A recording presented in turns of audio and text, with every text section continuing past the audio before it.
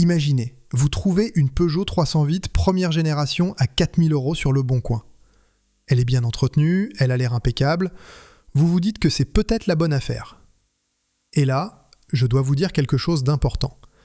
Parce que cette voiture, selon la motorisation qu'elle cache sous le capot, ça peut être soit une des meilleures affaires du marché de l'occasion, soit un gouffre financier qui va vous coûter des milliers d'euros en réparation. Et aujourd'hui, je vais vous expliquer exactement comment faire la différence. Alors moi, j'ai roulé dans pas mal de voitures dans ma vie. Des fiables, des capricieuses, des bonnes surprises et quelques désastres que je préfère oublier. Et la 308 première génération, elle m'a fait ressentir tout ça à la fois. C'est une voiture fascinante, vraiment. Déjà, commençons par ce qui est bien. Et il y en a du bien. Sur la route, cette voiture est un vrai régal. J'ai rarement trouvé un compromis aussi réussi entre le confort et la tenue de route sur ce segment. Elle filtre les irrégularités de la chaussée mieux que beaucoup de ses concurrentes de l'époque, y compris la Volkswagen Golf 6. La direction électro-hydraulique est précise, elle vous donne de vraies informations sur ce qui se passe sous les roues. C'est rare et c'est appréciable. L'insonorisation est vraiment convaincante, surtout sur la berline. Sur autoroute, on se sent dans une voiture bien au-dessus de son prix. Et côté sécurité, elle a décroché 5 étoiles au test Euro NCAP dès 2007. Ce n'est pas rien. Si vous optez pour le break SW, là c'est encore un autre niveau. Ce n'est pas juste un break classique avec un coffre rallongé. Peugeot a carrément allongé l'empattement de 10 cm par rapport à la berline. Résultat, l'habitabilité à l'arrière est nettement supérieure et la modularité avec les 3 sièges individuels amovibles se rapproche presque d'un monospace. Un propriétaire que j'ai croisé m'a dit que son coffre lui permettait de récupérer des meubles facilement avec environ 1,70 m de longueur à plat. C'est du concret. Bon, maintenant il faut qu'on parle de ce qui peut vraiment faire mal. Et là, accrochez-vous parce que c'est là que ça devient sérieux. La 308 première génération a un défaut majeur. Certains de ses moteurs sont des bombes à retardement. Et le pire de tous, c'est le moteur 1,6 THP, surtout les versions d'avant 2010. Ce moteur, développé en partenariat avec BMW, souffre d'un problème de chaîne de distribution. Le tendeur hydraulique est défaillant de conception. Il laisse la chaîne s'allonger. Et quand ça commence, vous entendez un claquement métallique au démarrage à froid, un bruit qui ressemble presque à un diesel. Puis, vous ressentez des pertes de puissance.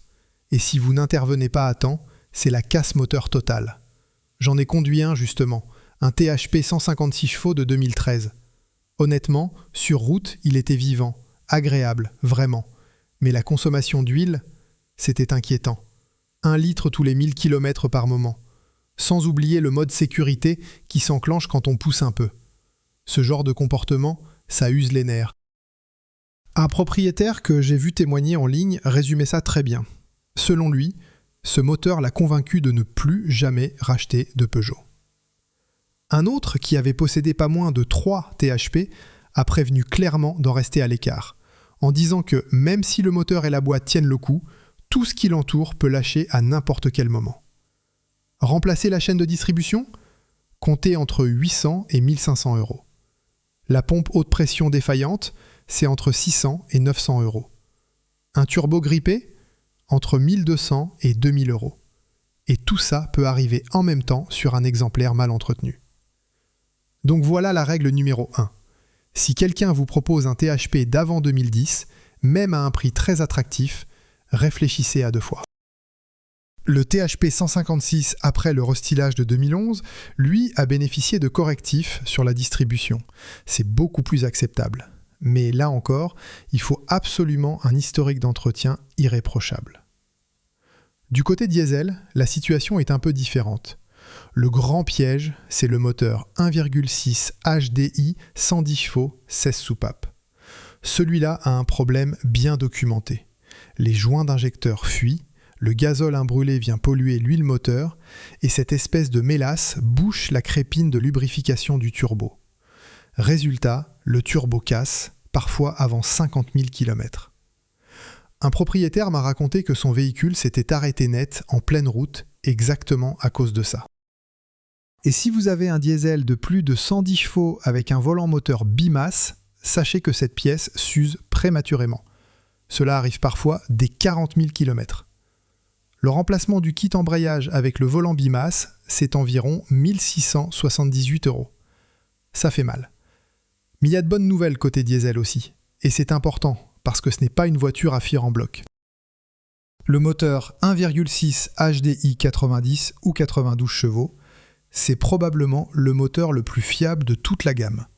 Pas de turbo à géométrie variable complexe, pas de volant bimasse sur la plupart des versions, c'est une mécanique simple et robuste.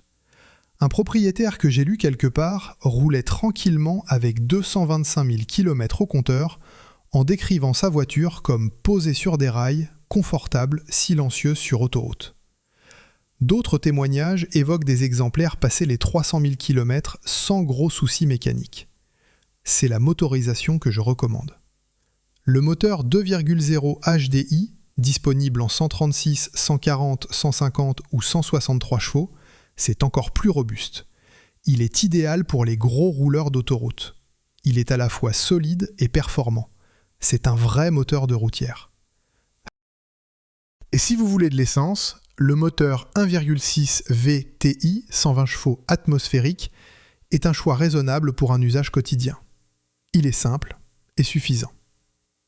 En revanche, le moteur 1,4 VTI 95 ou 98 chevaux, c'est trop juste pour le poids de cette voiture qui dépasse facilement 1,3 tonne.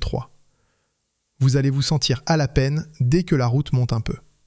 Si vous suivez cette chaîne depuis un moment et que vous appréciez ce genre de décryptage honnête sur les voitures d'occasion, c'est le bon moment pour vous abonner. Comme ça, vous ne raterez pas les prochaines analyses et croyez-moi, certaines vont vraiment vous surprendre. Bon, maintenant, passons à l'achat. Parce que même avec le bon moteur, il faut savoir quoi vérifier. Premier point, le plus important, l'historique d'entretien. Exigez les preuves de vidange régulières, tous les 15 000 km maximum pour les THP et les HDI. Sans ça, vous achetez dans le brouillard. Sur un THP, au démarrage à froid, tendez l'oreille pendant les 30 premières secondes. Un bruit de crécelle ou un claquement métallique, c'est le signal d'alarme. N'achetez pas. Sur un HDI, retirez le cache moteur et inspectez la base des injecteurs. Vous cherchez des traces noires qui ressemblent à du goudron ou une odeur de gazole. C'est le signe de cette fuite des joints dont on a parlé. Pour l'embrayage et le volant moteur, testez la voiture en forte accélération. Si ça patine, c'est déjà usé. Écoutez aussi les bruits métalliques à l'extinction du moteur. Regardez les pneus arrière. Une usure en facette, irrégulière, c'est souvent le signe d'un train arrière déréglé. Surtout sur le break SW, qui a une certaine sensibilité de ce côté-là. Et pensez à tester la climatisation et l'écran de navigation. Le condenseur est fragile et les systèmes de navigation RT4 et RT5 ont eu pas mal de pannes de disques durs documentées. C'est agaçant mais pas bloquant, sauf si vous comptez utiliser la navigation. Autre point à surveiller, le volant. Le cuir a tendance à peler prématurément. C'est un détail, mais ça vous donne une idée du soin que le propriétaire précédent a apporté à sa voiture. Côté prix actuellement, le marché s'est stabilisé. Vous pouvez trouver des exemplaires de 2008 très kilométrés autour de 2 500 €. Les versions bien entretenues en berline ou en break se négocient généralement entre 4 et 6 000 € selon la motorisation et le kilométrage. Et si vous avez un coup de cœur pour le cabriolet CC, comptez jusqu'à 9 500 € pour un bel exemplaire. Pour l'entretien courant, les révisions sont dans la moyenne du segment. Une vidange avec les filtres, c'est entre 150 et 230 €. Les freins s'usent un peu vite à cause du poids de la voiture, cela arrive parfois dès 30 000 km. Le remplacement des disques et plaquettes avant, c'est autour de 400 €. Voilà ce que j'en pense en résumé. La Peugeot 308 première génération, c'est une voiture qui peut vous offrir un vrai plaisir de conduite au quotidien, une excellente qualité de vie à bord et une solidité surprenante si vous choisissez la bonne motorisation. Le HDI 90 ou 92 chevaux, c'est le choix de la sérénité. Le 2,0 HDI, c'est le choix du gros rouleur.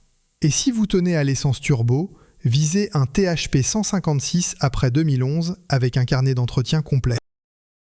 Mais si vous tombez sur un THP d'avant 2010 sans historique clair, ou un HDI 110 avec des traces suspectes sous le capot, passez votre chemin. Peu importe à quel point le prix semble attractif. Une belle voiture mal choisie, c'est toujours plus cher qu'une voiture ordinaire bien choisie. Et ça, c'est une leçon qu'il m'a fallu quelques années pour vraiment intégrer.